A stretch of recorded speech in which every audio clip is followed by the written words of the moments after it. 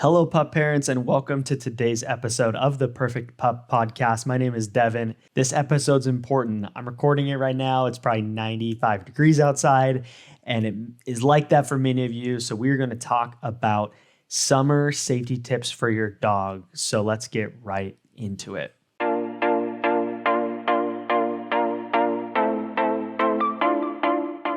One quick thing before the episode.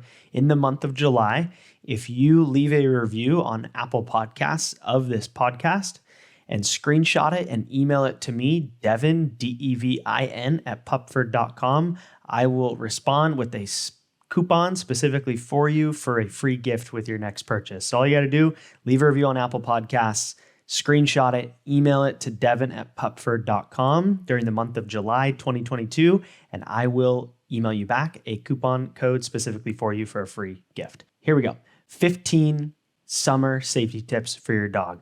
We're going to go through all of them. I want to keep this episode quick, but I'm going to give some insight on each of them. The first is to walk at cooler times of the day. This one is pretty self-explanatory. Really, you kind of got to try to avoid peak sun time. So that means waking up earlier at times and waiting for the sun to go down to take your dog out on walks, to play, etc.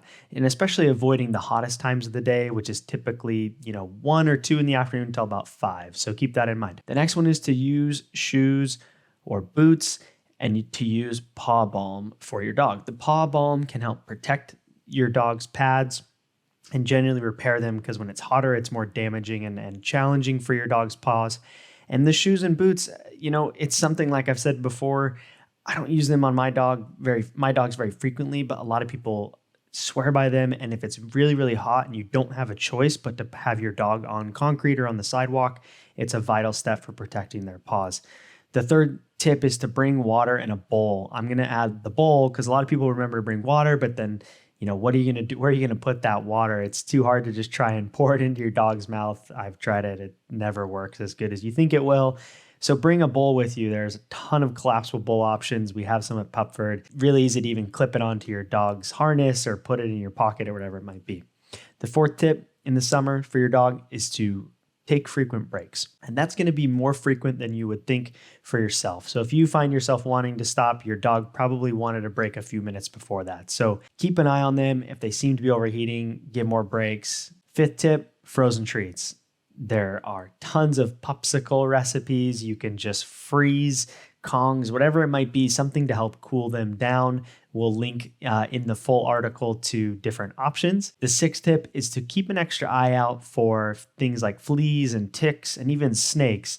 Fleas and ticks, they come out a lot in the summer. Snakes seem to be out more often. It's just, be aware of these things and check your dog for fleas and ticks in particular. Seventh tip, don't ever leave your dog in a hot car. Just don't do it. Even if the windows are cracked, don't do it. If you leave the car on, that's a different story.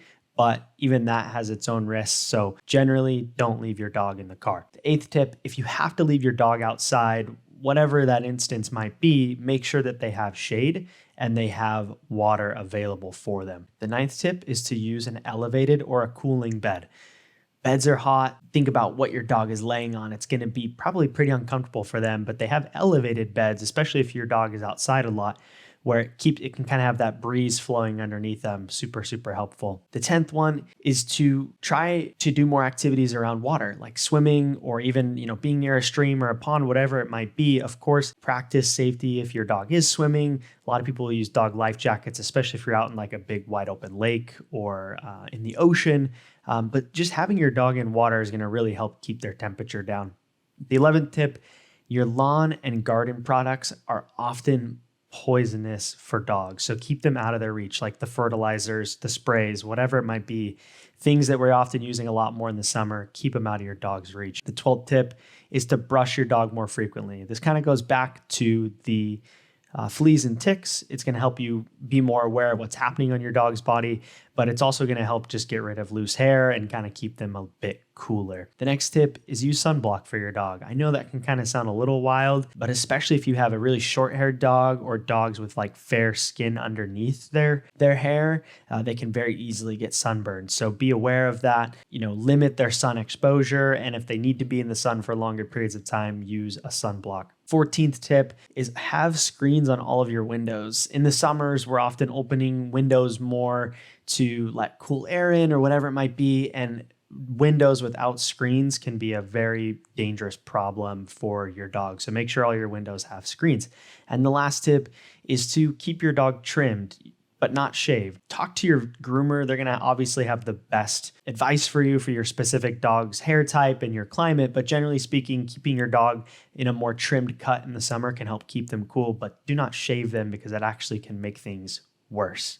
And here's 3 bonus tips, bonus hacks for those of you who live in big cities like myself. Find pet-friendly restaurants or buildings because they're often going to have water bowls out, or they'll give you water if you need it. So even if you forgot water, just look for a pet-friendly restaurant. They often have a bowl even outside their door or right inside, so just look away. The second tip there is going to be opt for shady streets. I live in New York City, and if you're familiar with it, you can turn a corner and it can be completely sunny, and then you go around another corner and the next block is completely shady. So just kind of trying to understand your specific city's more shady areas and opting for those when you have to go out on walks. And then the third thing, I'm a huge advocate for this, but cleaning your dog's paws whenever they come inside. This is especially important in the summer because it's going to give you an opportunity to inspect their paws and their pads and make sure everything's okay. I hope these are helpful. Summer safety tips for your dog. They really are important because it can get very, very hot, and heat stroke, unfortunately, is very common in dogs. I hope you enjoyed this episode. I hope that you find it useful. I always love to hear feedback. If you have it, please leave a review on Apple Podcasts. It's super helpful. If you're on YouTube, like, subscribe, follow us, all the different things. And other than that, we will catch you on the next episode.